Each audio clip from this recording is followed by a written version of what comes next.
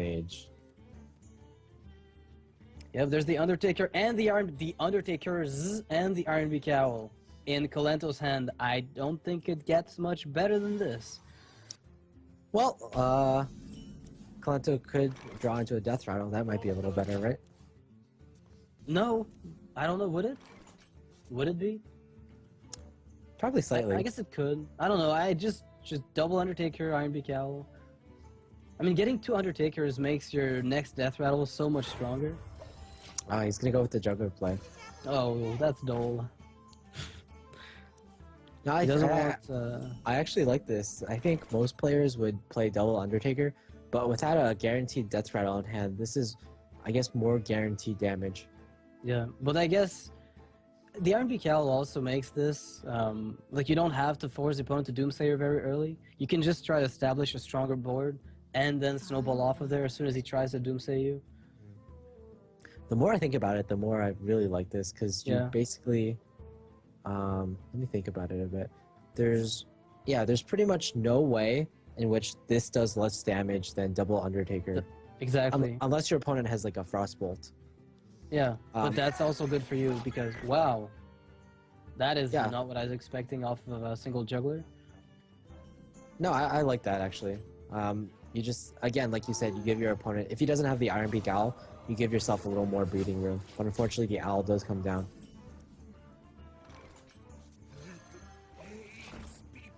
Alright. Wow, okay, this makes that, the Juggler is almost a liability in this case. I mean, you'll have to trade into it first with the Eagle Hornbow, I'm guessing.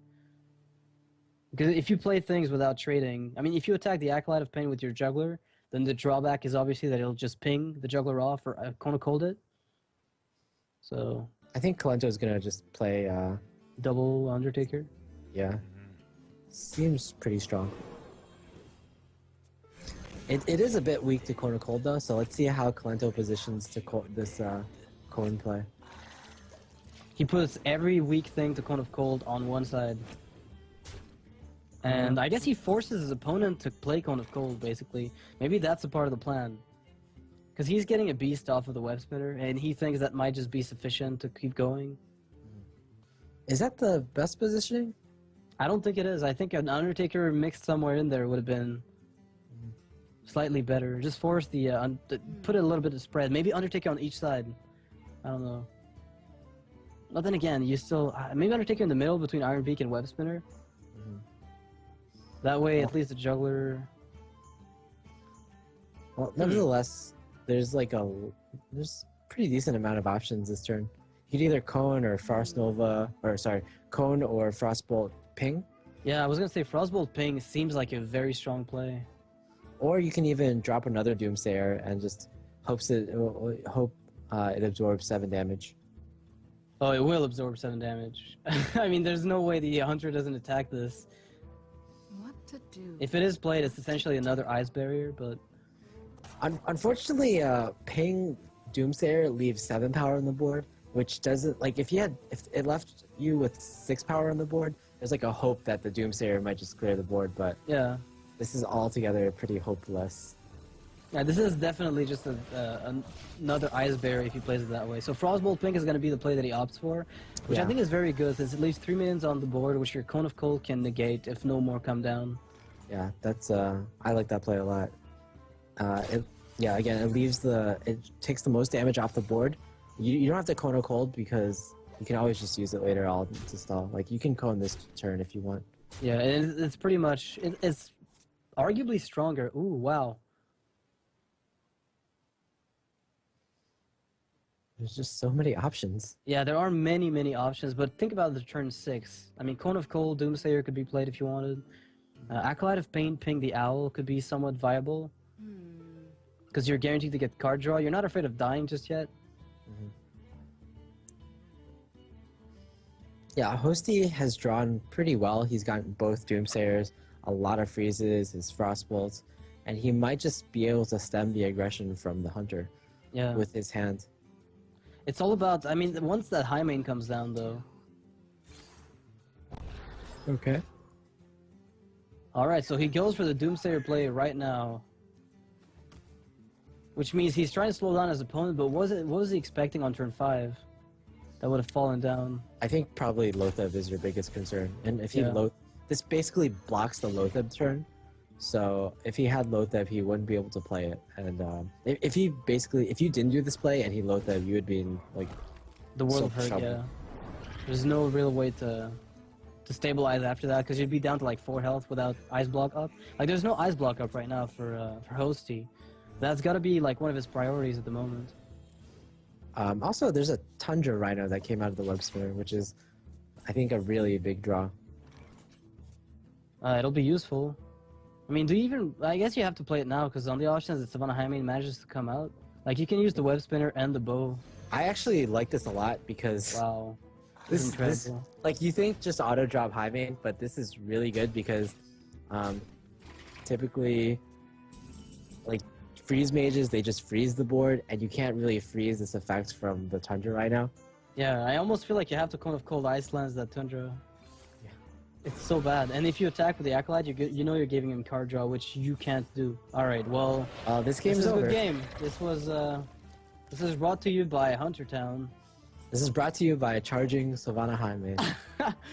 Oh, this is incredible! It reminds me of the days of Sunshine Hunter when some people used to put in a Tundra Rhino baseline just as a card, but just doesn't exist anymore. This was hilarious. I really wish we could see Hosty's face. Oh, Kalento's Hungry Crab BM. Kalento's so happy with himself. Look at him smile. Oh, Kalento smiling about the Hungry Crab. Eating away at the mage's face. Not a single Murloc was seen that day. And Hosty actually losing to Hunter is something that I don't think it's very unusual, so not exactly surprised here. But the lack of ice block was absolutely excruciating. Like, just getting a single mad scientist might have made the difference. Yeah, Ice Block or Ice Barrier both would have been very good cards. That was actually, despite how quickly it ended, it looked like a fairly close game. Yeah, if the Tundra Rhino wasn't drawn, or if that Savannah Hyman were a different card, it might have just gone Hosty's way. Yeah, it's just a matter of, getting that. I mean, that 6 damage instant is just incredible. The thing is, I feel like there could have been a Cone of Cold plus Ice Lance play instead of the Arcane Intellect that Hosty did at the last turn, just to make sure that the Tundra Rhino would not give charge to anything. Do you think that was a bit risky? I feel like that was probably not the play to win. Like, just Cone of Colding plus Ice Lancing, a simple 2/5 creature, doesn't seem like... it just feels like you're giving up too much resources to clear the board at that point, and you might have needed additional. You just might have needed to play a bit risky. Yeah, I guess he did, but it would have killed the web spinner and killed the Tundra Rhino. But then again, if he, as you say, like, if it's not a play to win, it would have maybe just extended the game unnecessarily. So Hosty's gonna have to move on to his warrior deck against Hunter. Yeah, well, this matchup, unfortunately, it's about, do you have War Axe? Do you have Cruel Taskmaster? If not, and your opponent has Undertaker, you might just lose the game. Yeah, it's very hard to trade positively with the Undertaker, and there's no Undertaker in Kalento's hand, so Hosty's got to be happy about this a little bit. Yeah, but at the same time, also Kalento missed his 1-drop, but at the same time, this Spellbreaker is an interesting card that I want to touch up on. Spellbreaker versus Owl is often a debate in both Warrior and Paladin. Which one of the silences do you use? And typically the answer has been the Ironbeak Owl, simply because Owl is just simply a much better card against Hunters. You can play it on turn 2 against Undertaker, whereas Spellbreaker, it's so clunky and it takes up a full turn, and you generally can't use it against Undertaker until turn 4. Yeah, and it's about basically smoothing out your curve, which Ironbeak Owl allows you to do, and Spellbreaker just doesn't. It's like a whole turn for that one play, in many ways. Alright, so the Execute went down on Huffer, which actually got the Acolyte of Pain kill. I think that ended up being pretty good here for Hosty. He's got a pretty decent hand, but, I mean, how does he deal with that Misha just yet?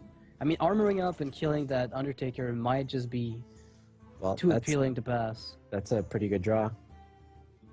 Yep. Shield block into shield slamming the Misha, I'd say, is probably a better play. I mean, you could develop your board and be a little bit more threatening with a Piloted Shredder, because you do force him to deal with it somewhat ineffectively, or inefficiently, rather. I feel like the problem is that the Misha trading into the armor smith is just not a trade you want to face. Yeah, but you're gonna get like no armor off of it. But being proactive with a piloted shredder could have its merits. That's interesting. I would have definitely gone for the shield block, shield slam play. Ouch. Ouch. Oh no. Well, oh Lento, no. He had a fairly weak turn 1, but now he's turning fairly perfectly, I would say. Fairly perfectly, yes, I would tend to agree with you here. There's Savannah Highmane coming up, and unfortunately... Okay, Yeah. Wow. Another problem here is that you didn't shield block, shield slam, so you can't even do it this turn. What is he even hoping for? Unstable Ghoul? Pint-sized Summoner? Nothing. Yeah, unstable goal or explosive sheep maybe. I don't know. Bluegill Warrior would have been amazing. Kill that Undertaker right away. Yeah. Doomsayer maybe. Well, you just tank 7 damage. Okay, yeah, that's exactly what Warrior wants. It tanks 7 damage and allows him to transition afterwards. Yeah, I think that would have been pretty good. So now Kalento's got to be thinking about his plays because he everything revolves around Undertaker right now. Mm-hmm. His entire turn revolves around whether or not he wants to buff it further, or not. Because I mean, he's got what it takes to follow up as far as damage output goes, but I like just a simple high main here because I guess it plays more around Brawl. I'm not really sure. no, it definitely does. Yeah. Yeah. It depends on the amount of shield slamming you expect. Mm-hmm. And I think one question is, after you play the high main, do you trade your Undertaker into the Pint-sized Summoner, or do you trade the Mad Scientist? I think I would tend to go for the Undertaker. I don't really see the point of training the Mad Scientist in this position. Or do you go straight for face, everything to face, like a true hunter? I mean, I don't really see the point of training the Mad Scientist around because what kind of charge man do you expect? Like, what are you expecting from the Warrior at this point? Cleaves? Whirlwinds?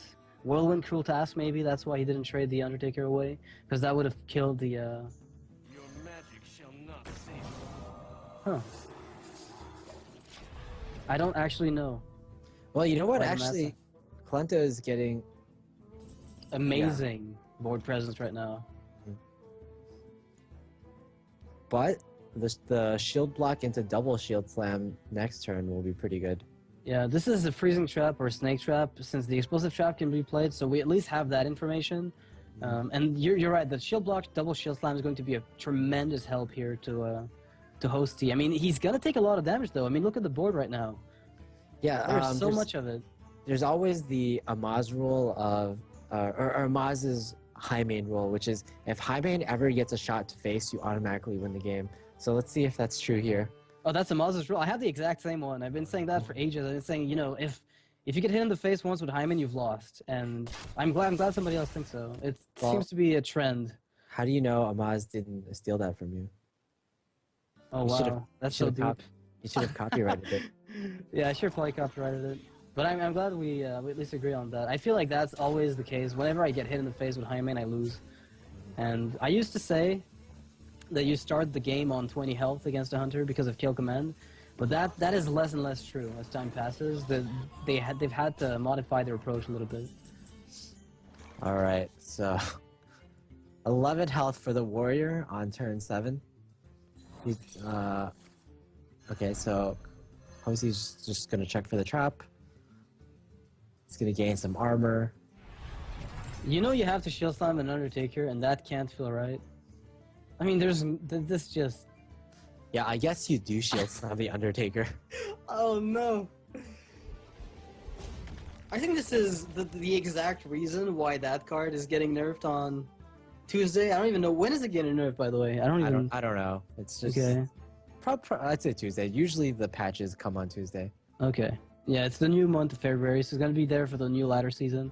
So now Hosty's like either face desking at the thought of killing Undertaker with shield slam, or trying to mitigate one more damage from that Lothab.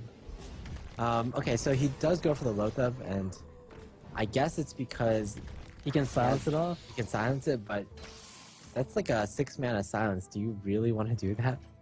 Well, you can armor up right afterwards, so I guess you're okay with that. Was that lethal though? Web spinner kill command. Let's see. Yeah, I think it is. Oh, well, no, he's one off, right? Is he one off? He's one off lethal. Oh. He is indeed, but I mean, Shield Maiden into nothingness. Well, I think Kalento miscalculated it. That's possible. I mean, you have to Shield Maiden and armor up here and attack that 1/1 web spinner and hope for the best.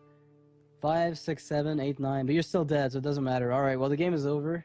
Unfortunately, there is no way for Hosty to heal out of range of lethal here that I know of.